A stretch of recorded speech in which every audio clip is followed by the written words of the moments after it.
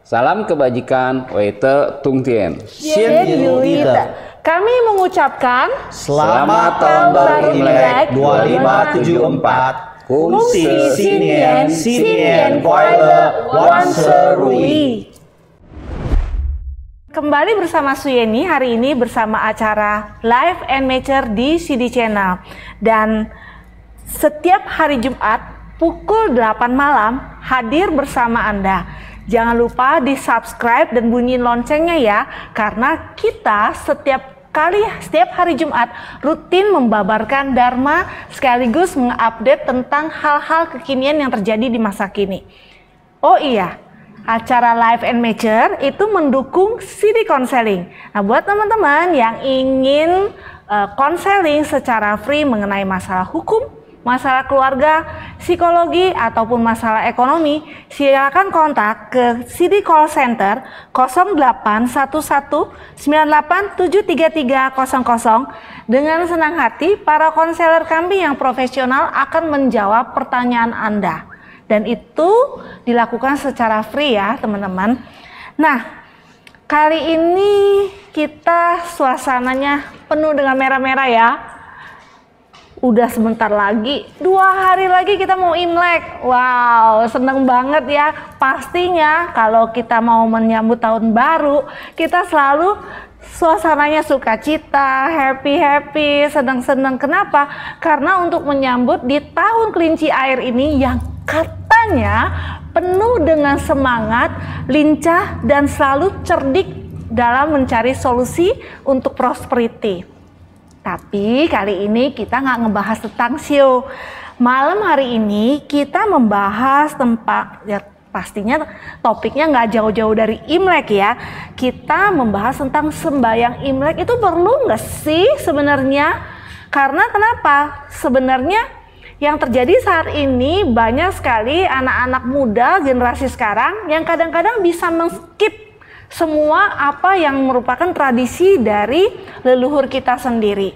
Nah, malam ini kita mengundang narasumber ya yang merupakan, yang memang kita ketahui beliau-beliau ini pasti menguasai tentang sembahyang-sembahyang Imlek ini. Yang pertama adalah Bapak W.S. Gunadi, SPD MAG, yang berlatar belakang sebagai pendidik, guru, dan dosen agama Konghucu, sebagai pengurus Matakin atau Majelis Tinggi Agama Konghucu Indonesia, dan di pusat maupun di daerah khususnya Jawa Barat. Selamat malam Pak Gunadi, Namo Sangyang Adi Budaya, Namo Buddhaya. Namo Buddhaya. Nah, narasumber kita yang berikutnya adalah Bapak Iwan Setiadi Kartadinata sebagai seorang Dharma Duta, Dewan Pembina Pusat dari Pemuda Tridharma Indonesia, dan juga sebagai Sekjen Pengurus Pusat Majelis Agama Buddha Tridharma Indonesia. Selamat malam Pak Iwan, Namo Sangyang Adi Budaya, Namo Buddhaya. Namo Buddhaya. Oke, Bapak-bapak semuanya, kali ini kita mau ngobrolin tentang sembahyang Imlek yang tentunya yang Pak Gunadi juga pasti sering sharing sama murid-muridnya. Bapak juga sebagai aktivis juga, dan pasti banyak juga kelenteng-kelenteng Tridharma yang Bapak juga mengetahui ritual-ritualnya. Ini mau nanya nih ya, Pak Gunadi dulu ya Pak ya. Ini sebenarnya saya sering banget dengar cerita tentang sembahyang Imlek ya. Ini apalagi udah kayak sekarang ini ada yang namanya sembahyang Dewa Dapur. Dan kadang-kadang memang ritual atau sembahyang Imlek itu banyak sekali anak muda zaman sekarang tuh yang lebih dengar itu tuh, yang lebih dengar ceritanya tuh mitosnya. Yang katanya nih kalau sembahyang Dewa Dapur, harus sembahyangnya yang manis-manis, permennya yang lengket-lengket, biar katanya kalau bikin laporan ke atas katanya manis. Iya ya, yang manis-manis ngomongnya atau nggak bisa ngomong, lengket mulutnya.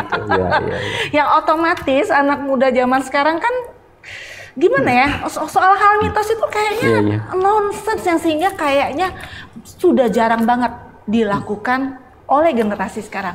Gimana menurut Pak Gunadi, sembahyang sebelum Imlek itu perlu nggak sih dan sebenarnya maknanya apa menurut Bapak? Ya, Jenny makasih. Ini menarik sekali emang soal mitos dan soal sembahyang secara ritual, maknanya apa yang benar. Dulu mungkin mitos itu menjadi metode yang efektif juga untuk mengatur orang, misalnya ketika orang harus melakukan sesuatu, kalau dijelaskan secara logis mungkin orang tidak terlalu mengikuti, tapi begitu dikemas dengan sebuah mitologi, misalnya orang akan lebih mudah mempercayai itu. Tapi mitologi yang kebanyakan ditakut-takutin ya Pak ya. Betul, iya takut. Nah, larangan-larangan itu jadi sebenarnya strategi untuk mengatur orang, tapi itu dulu efektif. Makin sekarang orang makin berpikir logis, tentu dia bertanya apa betul, kan nggak masuk akal. Nah, ya, kembali lagi kepada muda, semakin cerdas, iya, semakin cerdas, kritis lah. Kembali kepada fenomena rangkaian tahun baru Imlek. Seminggu sebelumnya kita tahu di tanggal 24 bulan 12-nya itu memang ada namanya Hari Persaudaraan. Seseng'an itu, Seseng'an yang kemudian dikaitkan dengan Dewa Dapur, sembahyang kepada Dewa Dapur naik. Dewa Dapur disajikan makanan yang manis-manis supaya lapornya yang manis-manis. Berarti ada keyakinan hari itu naiknya malaikat Chow Kun Kong itu, Dewa Dapur tadi itu, untuk melapor perbuatan manusia selama setahun. Biar laporannya bagus ya dikasih yang manis-manis. Dikasih sogokan ya, gitu dikasih ya Pak? sogokan lah, sajiannya yang luar biasa.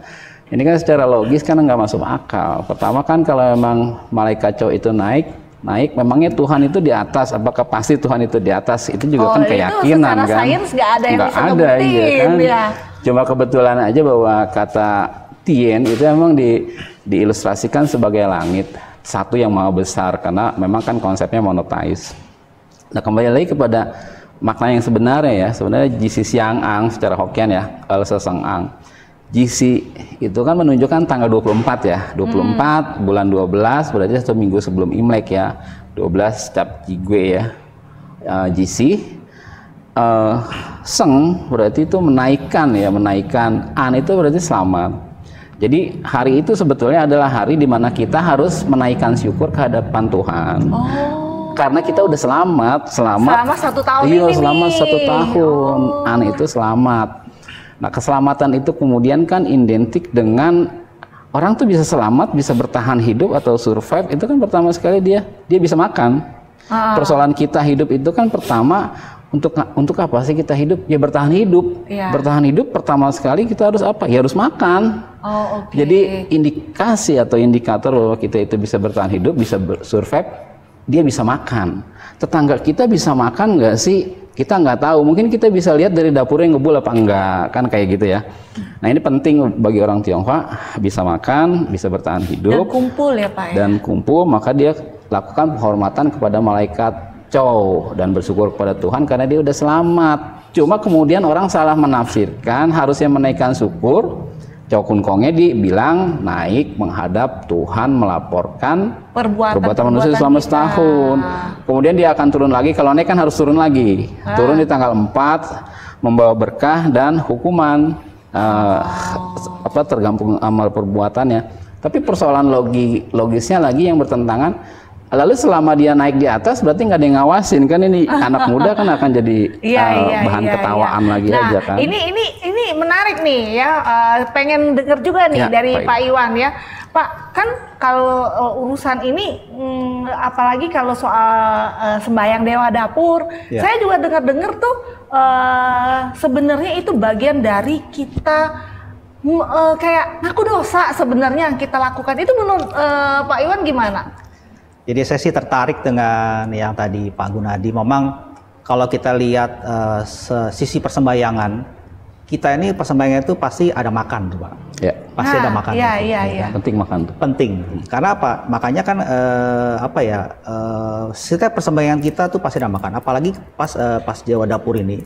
Jadi ini kalau kita cerita nih, mungkin saya nggak cerita ritualnya atau cerita mengenai mitosnya, karena Dewa Dapur sendiri ini banyak cerita. Banyak cerita. Versi. Mungkin yang saya tahu ada 3 cerita, 3 versi gitu ya. Malah mungkin kalau kita ceritakan itu mungkin kalau yang zaman sekarang ini itu akan berpikir mungkin apakah seperti ini bentuk dewa atau seperti itu gitu kan. Nah, tapi memang pada intinya adalah pada saat kita sembahyang itu itu sebenarnya adalah itu ya, kita anggap sebagai tutup tahun kan, ya, tutup tahun. Jadi memang harus ada rasa bersyukur kita kepada kepada yang kita wujudkan, kepada dewa lah, dewa yang akan naik gitu kan. Nah jadi memang yang paling penting adalah bagaimana kita bisa mensyukuri selama tahun itu kita bisa selamat.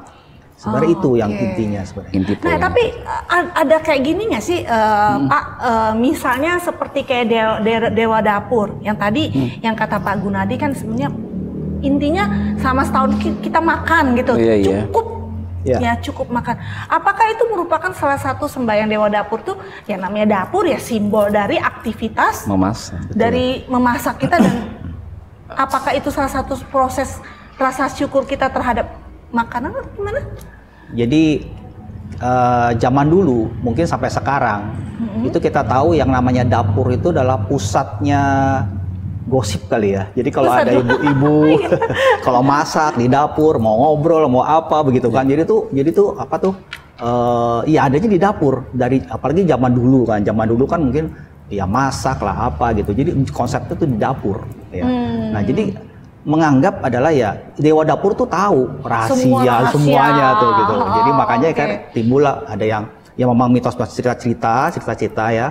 Ya mungkin kita anggap mitos atau apapun karena kita juga tidak tahu, tapi di situ adalah sebenarnya kalau kita melihat adalah konsepnya adalah bagaimana kita sebenarnya menjaga supaya selama setahun itu janganlah kita berbuat yang buruk gitu ya. Karena dapur itu pusat segalanya dulu. Jadi ibaratnya sebenarnya kayak kita harus jujur lah sama diri kita sendiri. Nah Pak, kalau misalnya itu kan sembahyang sama Tian nih ya, sama ibaratnya tuh sama yang puasa gitu. Meskipun kadang kita nggak tahu itu atas sama bawah, tapi kan orangnya yang menunjukkan Tian itu kan langit gitu ya. Nah kalau sembahyang leluhur gimana Pak untuk sebelum Imlek? Ada nggak? Sebetulnya gini ya, yang namanya Jisi Siang-ang itu oleh Seseng-ang tanggal 24 itu tadi, di samping kita menaikkan syukur kepada Tuhan dan melakukan penghormatan kepada malaikat Chow, sebenarnya itu adalah sembahyang kepada leluhur.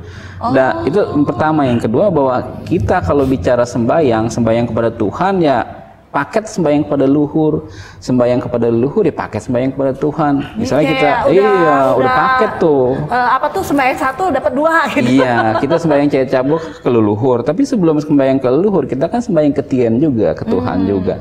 Begitupun saat kita sembahyang pada Tuhan, tetap aja kita sembahyang kepada leluhur. Jadi Jisi Siang-ang 1 minggu sebelum tahun baru itu sebetulnya sembahyang kepada leluhur. Nah, ada spirit pentingnya di sini nih.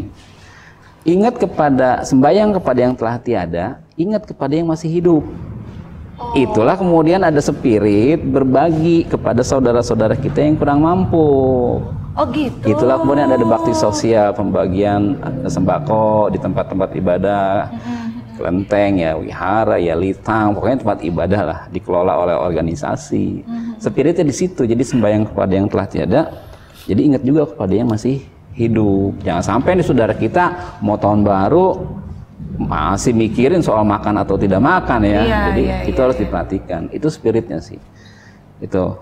Tapi kemudian kan ada malam menjelangnya juga, 1 hari sebelumnya itu ada sembahyang cusi namanya kan. Iya, itu setahu saya dulu mama saya selalu kalau ketika malam Imlek itu pasti ada sembayangan almarhum papa saya tuh. Itu juga sembahyang kepada leluhur ya, Pak Iwan. Cusi namanya. Menggeser penghujung hari, jadi mau ganti tahun kan, ya simpelnya mah penutupan tahun lah, kan sembahyang lagi tuh sama leluhur, doa untuk ketenangan dan kedamaian mereka dengan aplikasi perbuatan kita di dunia. Nah menariknya lagi dilanjutkan dengan kumpul bersama keluarga, Pak Iwan, makan pasti masih ada tuh. Ini mau nanya nih ke Pak Iwan nih, kan kalau misalnya kan biasanya kita sembahyang leluhur itu ya Pak ya. Ini ada sedikit ada beberapa yang boleh kalau dulu mama saya masih ingat banget ada yang namanya samseng, woseng ya. Pokoknya harus ada ayam, harus ada apa segala macam. Nah, udah gitu orang zaman dulu dia nggak masalah tuh. Habis sembahyang ya kita makan sama-sama. Tapi semakin modern ada juga yang ditakut-takut. Habis sembahyang arwah nggak boleh dimakan loh makanannya. Itu tuh gimana tuh Pak? Terus makna dari kita malam Imlek kita sembahyang sama leluhur kita sebenarnya maknanya apa Pak? Jadi sebenarnya memang ini kalau di orang Hokkien tuh mereka kenalnya dia apa ya? Sacapmeh ya, malam sacapmeh. Ya, malam itu tanggal ya, 30. Sacap kan 30 ya. Jadi ini memang itu seperti Pak Gunadi bilang itu memang itu sembahyang kepada, jadi persembahan untuk leluhur. Di mana setelah itu kita berkumpul gitu kan. Nah, cuman ya kalau kita bergeser sekarang ini sembahyangnya tidak, makannya masih. Iya. Makannya masih gitu. Jadi sembahyang pindah. Iya, udah pindah nih. Makannya iya gitu, tapi sembahyangnya sudah tidak gitu kan. Nah, sebenarnya ini apa ya? Memang sebenarnya kalau kita bicara rangkaian Imlek, ada rangkaian kita tuh banyak sembahyang bukan karena apa? Karena ya harus dipenuhi dengan rasa syukur. Makanya kok kelihatannya banyak sembahyang gitu ya kan. Betul. Tapi sebenarnya itu lebih kepada rasa bersyukur kita kepada kepada dewa, kepada Tuhan, terus kepada Tien gitu kan, dan juga kepada leluhur gitu. Nah, jadi ini memang penuh seperti itu. Nah, memang persembahan ada yang namanya samseng gitu ya, ada yang ikan, ayam, babi, dan 3 ini juga kalau kita tanya beberapa orang, ini berlambangnya bisa macam-macam. Bisa beda-beda. Beda-beda artinya gitu kan. Dan kalau disebut artinya nggak ada yang juga salah, gitu ya kan. Karena memang ini pun juga kalau kita lihat samseng itu juga udah bergeser. Karena dulu itu yang namanya burung, ayam sekarang itu mungkin dulu itu bukan ayam, burung.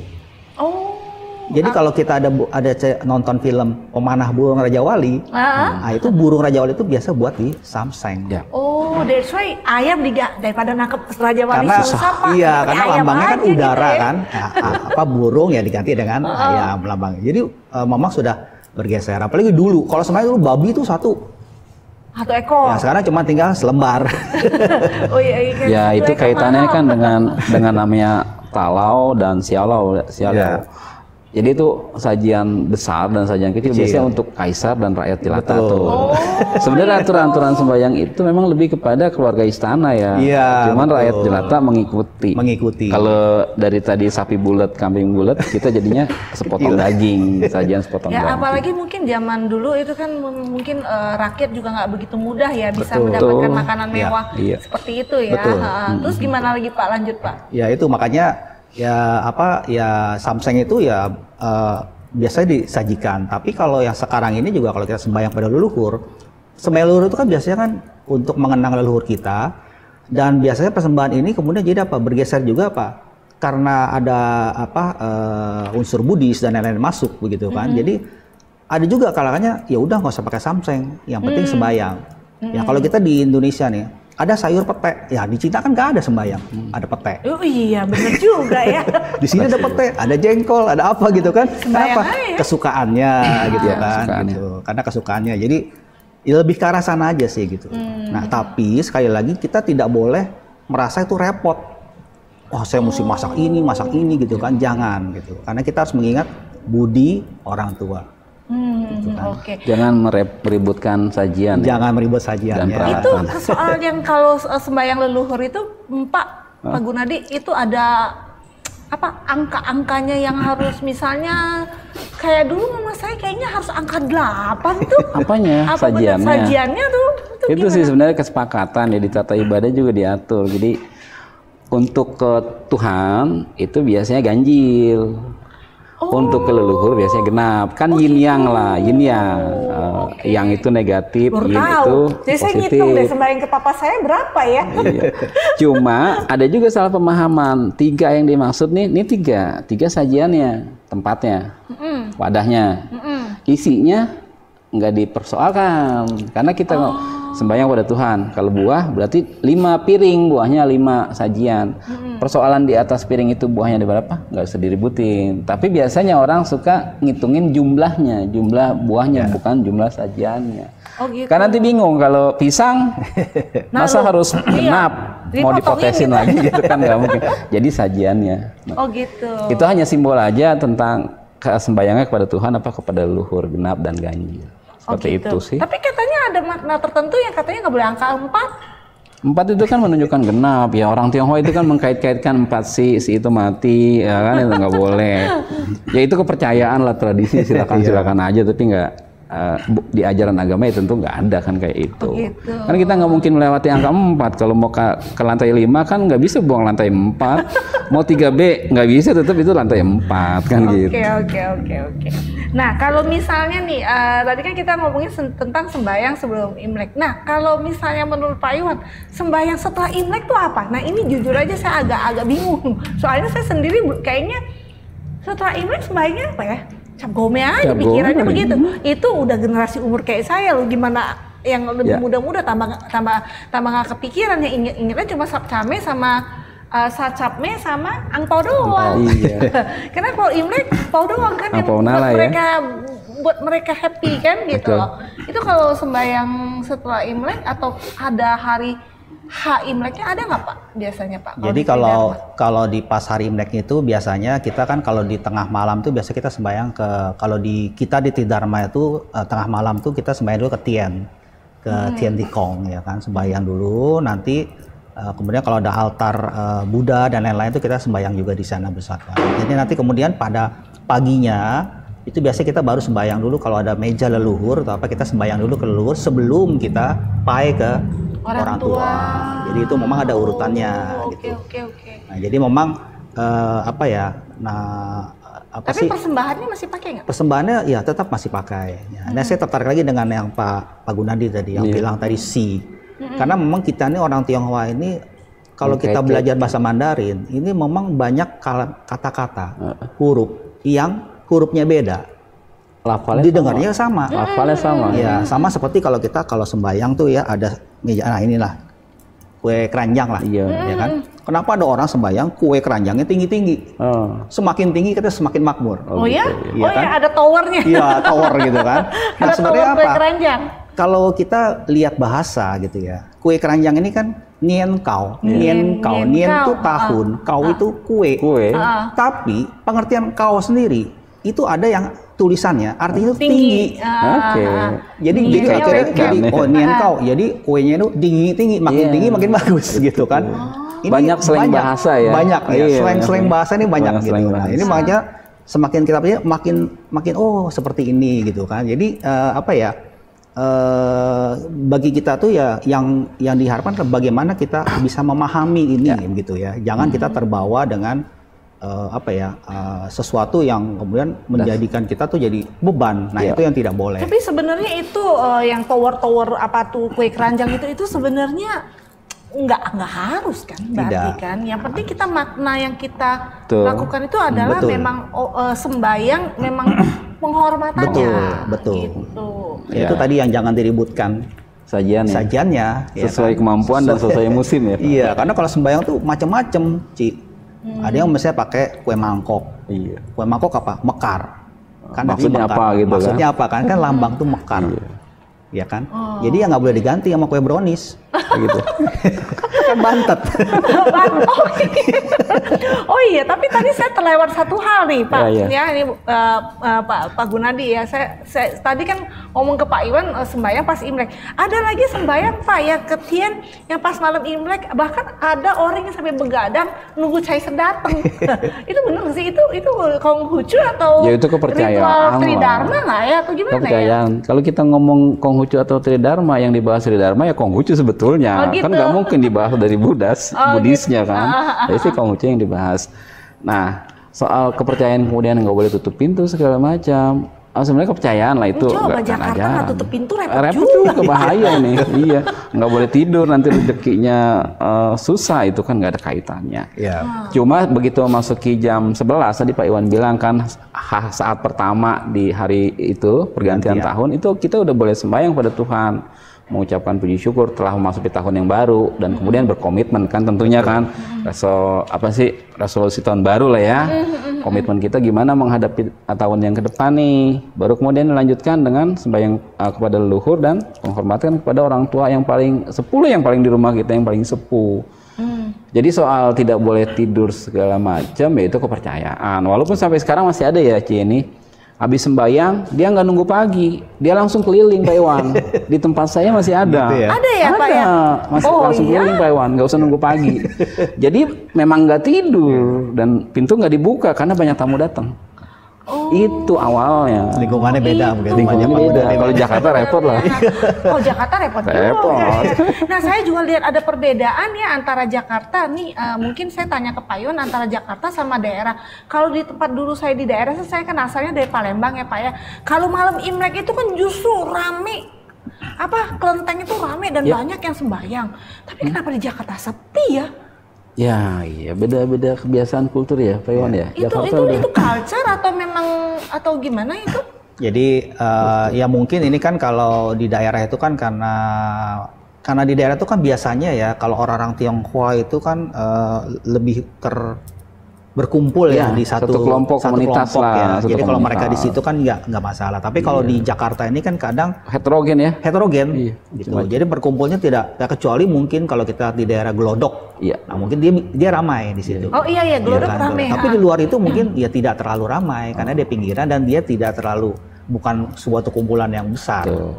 Terpecah-pecah. Nggak terpecah iya. gitu. Jadi nggak perlu lah ya dibuka kelentengnya, jadi mereka juga kumpul keluarga mungkin, kali ya. Jadi kalau mungkin kelenteng dibuka ya sembayang, ya mungkin sebelum tengah malam mereka sudah balik ke rumah. Oh oke. Berarti itu bukan dari sisi sebuah kayak apa tuh memang sebuah tradisi sembayang, tapi memang kayak maksud tuh karena kelentengnya besar rame dibuka, tapi kalau dia kecil-kecil dia nggak buka karena itu aja ya. Iya, nah, terus kalau sembayangnya malam Imlek tuh saya pernah lihat tuh orang pakai bukan bambu ya, tebu ya, tebu atau apa tuh namanya Pak ya, saya lupa juga. Pokoknya tuh yang sesuatu yang kalau yang tower yang warna pink itu apa ya Pak, yang gula-gula itu kapan, dan itu kalau yang tebu itu kapan gitu loh di semai ataukah di malam Imlek itu atau dan maknanya apa ya kayak gitu ya? Sedikit saya soal tebu ya. Sebetulnya tebu itu lebih identik ke orang Hokkien ya. Palembang mungkin Hokkien, kita di sini Hokkien, Pak Iwan juga mungkin Hokkien. Jadi mungkin untuk suku-suku lain di luar Hokkien nggak ngerti juga pun tebu. Saya lihatnya di Bogor Pak, bukan di Palembang. Iya, Bogor Hokkien. Jadi itu hanya melengkapi kebiasaan satu suku. Hokkien kebetulan bukan dari makna bukan dari agama ya, tapi memang kebiasaan dari suku itu dan tradisi. Karena mungkin ada cerita historis tertentu tentang pohon tebu. Makanya bisa dibilang juga kalau di rumahnya ada pohon tebu, ciri-ciri orang Hokkien nih kayak gitu. Kalau agama Konghucu ya pasti tidak bicara itu, karena kan Konghucu nggak bicara Hokkien. Bicara semua. Iya, bicara gitu. semua Iya. ya. Kalau Tridharma sendiri itu pakai nggak Pak cara seperti Jadi itu? kalau di Tridharma kan memang ya sama juga, ada yang sukunya, ada yang Hokkien, ada yang lain. Dan memang kalau yang Hokkien ini memang ya seperti Pak Gunadi bilang itu memang ada ceritanya. Jadi ini ceritanya kan dulu itu kan orang Hokkien tuh banyak di daerah Fujian. Fujian itu salah satu provinsi di Tiongkok. Nah, Fujian ini daerahnya subur. Nah, saking suburnya ini banyak diserang sama perompak lah, sama apa gitu kan. Nah, kalau mereka diserang itu ya praktis mereka tuh bersembunyi di hutan tebu. Dan mereka menghabiskan hari-harinya di hutan tebu sampai mungkin minum air tebunya lain-lain. Nah, ketika dia menjelang tahun baru, udah tanggal udah lewat tahun baru, keluar tuh. Nah, keluar dan akhirnya mereka menyatakan apa? Ya karena mereka berterima kasih karena berkali-kali itu tebu itu menyelamatkan mereka. Akhirnya kalau sembayang, apalagi kalau sembayang Keng Tikong, sembayang yang tanggal 9 bulan 1. Itu disebutnya itu kelahiran Tian Tikong lah gitu ya. Tanggal 9 kan angka paling besar. Yang pakai sembayang mejanya tinggi, ya kan, paling pakai tebu, ya kan, ada sembayang, tapi sembayang persembahannya tidak boleh ada samseng. Buah ya, buah biasanya itu sembayang kepada bersama terima kasih kepada. Sama juga Tian Tikong juga, Tuhan juga. Itu yang itu bukan yang dari gula-gula yang warna pink itu hari itu sembayangnya Pak. Yang gula-gula. Itu mungkin cap gome ya? Itu bukan di Keng Tikong ya. Bukan di Keng Tikong. Bukan ya. Bukan ya. Nah, kalau sembayang setelah kita kan bahas tentang sembayang sebelum Imlek, pas Imlek, dan sesudah Imlek. Nah, ujung-ujungnya cap gome nih. Kan kalau cap gome ya kalau zaman dulu kan sepi ya Pak, cap gome. Kalau saya di Palembang dulu cap gome cuma identiknya pergi ke Pulau Kemarau. Gitu. Tapi kalau di Bogor sekali sampai Jakarta juga sampai ada kayak gotong tepekong segala macam, seru banget. Seru di sini. Nah, ini gimana Pak pendapat Bapak? Kalau dari sisi agama kan semangatnya gini, 15 hari setelah tahun baru ini purnama pertama di tahun itu. Iya. Purnama pertama Cap Gua kan, Cap Gua pertama, purnama raya makanya. Ini adalah apa sih? Dia akan melakukan mulai kerja baru lah kan gitu. Tahun barunya udah selesai lah, kita udah mulai kerja baru. Jadi makanya ada semangat, mungkin di Taois tuh dikenal dengan Sangyen, sembahyang awal tanam. Karena mereka udah komit, masuk musim semi, mereka mau nanam nih.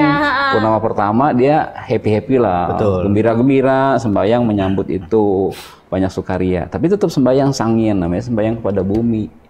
Awal tanam lah, besok dia menanam. Kan nanti dia akan panen di bulan 7 bulan 8 kan. Tiongqiu, iya. Kalau tanamnya padi berarti kan 8 bulan lah. Iya. Jadi ada rangkaiannya, Pak Iwan ya. Betul ya.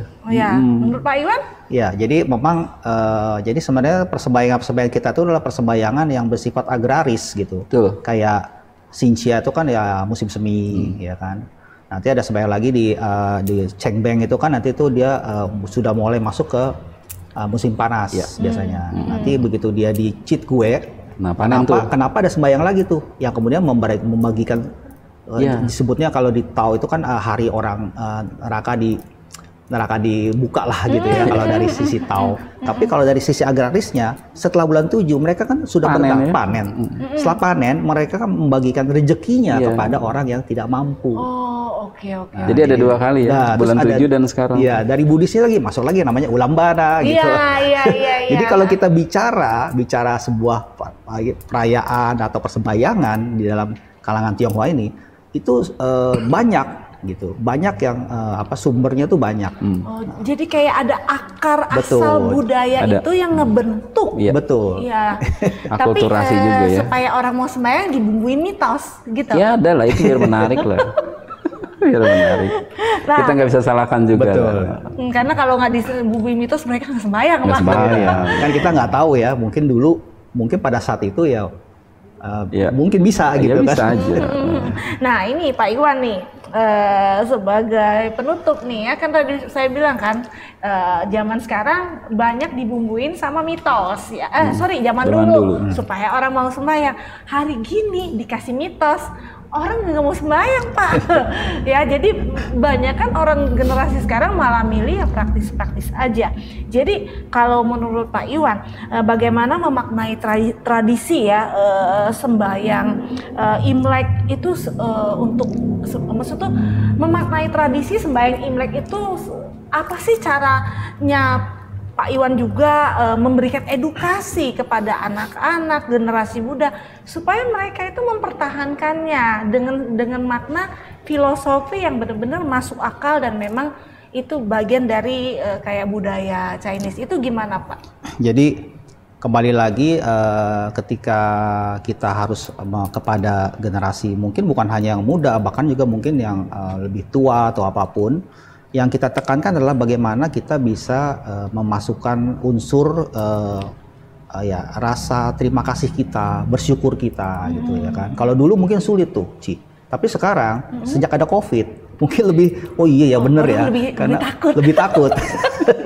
Kamu bersyukur loh udah sampai udah selamat ya kan. Coba banyak yang tidak selamat ya kan. Dulu kan sulit, mungkin sekarang berarti kita mungkin harus bersyukur gitu kan. Karena apa? Karena kalau kita mau meninggal, usia kan bukan jadi patokan. Usia muda pun bisa lebih dulu. Jadi yang kita kena bagaimana kita harus menekankan mereka penuh rasa syukurnya. Kemudian kita harus juga terima kasih juga kepada orang tua kita, kepada leluhur kita, dan juga jangan lupa kepada mungkin para sen atau dewa dan lain-lain. Yang terakhir ya kepada Tien gitu kita sembah. Jadi memang kita harus pas gitu menjelaskan ini ya, walaupun kita bisa cerita juga mengenai yang legenda dan lain-lain, tapi kita tekanannya kepada anak sekarang ini, anak milenial lah disebutnya, itu kan era-era tahun 80-an sampai 90-an, yang dimana eranya itu udah era-era yang mungkin beda dengan zamannya kita nih. Kalau saya mungkin Pak Gunadi diomongin orang tua, nurut. Sekarang belum tentu. Iya benar. Nah jadi kita harus dan kemudian juga kita harus juga membarengi dengan tingkah laku kita. Jadi kalau kalau saya dulu waktu saya awal-awal tuh ya mau paikui kan biasa kalau kita Xinjia tuh ada paikui. Dulu saya tuh paikui sama sebelum saya married, saya ajak mama saya ke kamar, saya kunci pintu. Paikui sendiri. 2 tahun kemudian adik-adik saya tahu, udah paikuinya di ruang keluarga aja, udah nih. Tapi sekitar 4 tahun yang lalu saya diajak juga sama anak saya masuk kamar, Pak ke kamar, ngapain di kamar ya? Pasti kamar, dia paikui sama saya. Jadi memang sikap kita lah yang memang harus bagaimana supaya kita harus menjaga ini, bukan lebih ke arah kepada yang cerita-cerita tadi, lebih kepada kita bisa tunjukkan kalau kita tuh bersyukur dan kemudian empatinya, dan itu yang perlu ditekankan kepada generasi mudanya. Oke, jadi juga memang berarti memang makna dari Imlek itu generasi muda tuh harus tahu bahwa ritual ini bukan harus di skip, tapi bagaimana kita memaknainya. Betul, ya. Oke. Nah, terus gimana pendapat Pak Gunadi sendiri? Maksudnya tuh kadang-kadang kan ya kalau orang tadi balik lagi kata Pak Iwan, kalau orang tua kita zaman dulu jangan lupa ya sembayangin ya. Ini kalau mama udah nggak ada harus bayang ya. Nah itu sebenarnya wajib atau enggak Pak? Dan ini sekarang message juga buat anak-anak muda gitu loh Pak. Iya. Buat saya nih pesannya kan begini Ci. Kenapa sih orang sembayang kepada leluhur? Itu di samping memang secara spirit kita menunjukkan kepatuhan, ketakwaan kita kepada yang kuasa termasuk kepada leluhur. Tapi ada satu yang penting banget, itu soal makna sosialnya. Ketika ada persembayangan di rumah, ada altar leluhur, itu memotivasi saudara-saudara kita yang masih jauh itu juga untuk kumpul. Betul. Iya kan, jadi makna nilai sosialnya yang penting. Nilai sosialnya nilai sosial yang penting. Sekarang nilai sosial kita makin turun iya. Pandemi. Iya.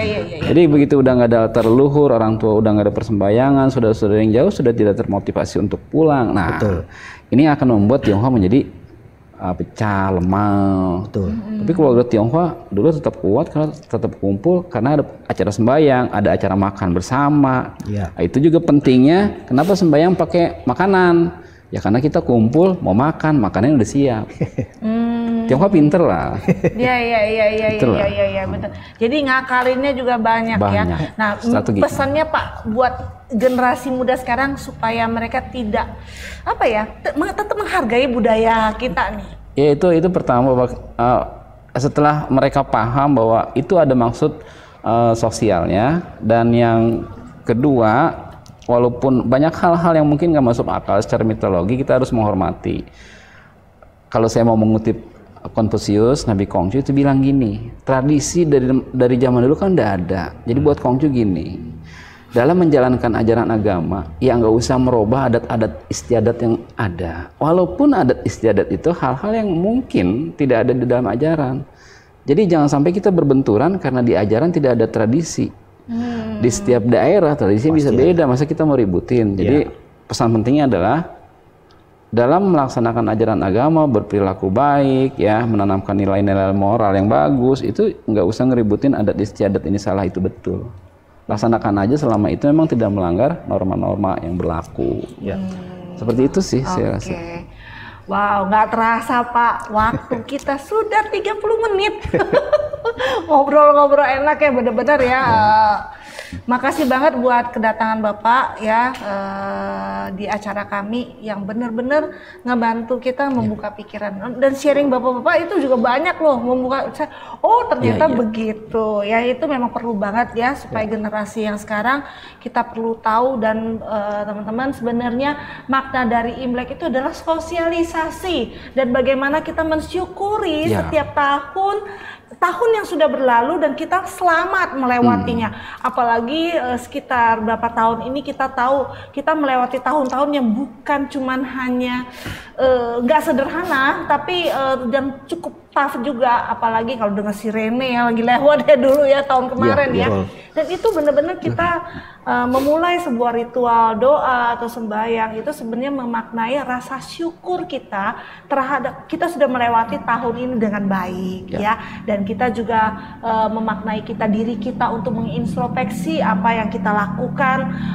Ternyata kita punya resolusi, tapi sebenarnya udah berhasil kita capai belum sih? Sebenarnya itu. Jadi buat anak-anak generasi sekarang harus tetap semangat mempertahankan budaya kita yang memang budaya kita itu tuh penuh dengan makna ya, nggak sembarangan dibuat gitu ya.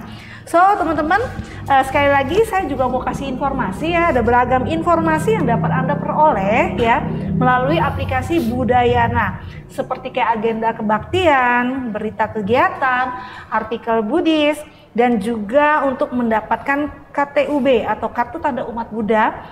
Masih banyak fitur-fitur lainnya, jadi jangan lupa di-download aplikasi Budayananya ya. Silakan ketik di App Store Anda atau Play Store Anda. Dan juga sebagai penutup acara kita malam ini, nggak lupa kita tampil kembali penyanyi kita yang cantik Cici Amilau dengan suara merdunya. Dan sebagai penutup malam ini, kami berterima kasih Anda sudah menyaksikan acara kami. Namo Sang Hyang Adi Budaya, Namo Buddhaya.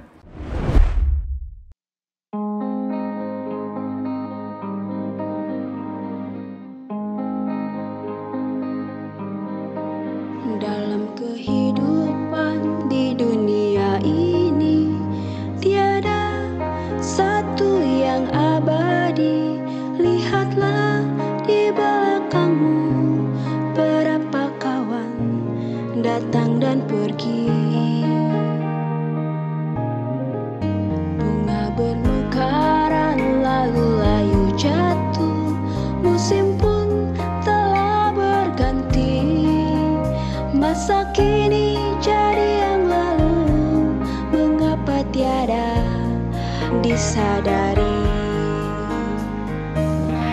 Bila hidup ini tanpa kau tahu, tanpa memahami di mana tempatmu, seperti burung yang kebingungan di mana dahan tempat hinggapnya. Bila kau mencari tempat hentianmu untuk jadi insan yang sadar, hidup jadi utuh dan penuh, memberi makna bagi semua.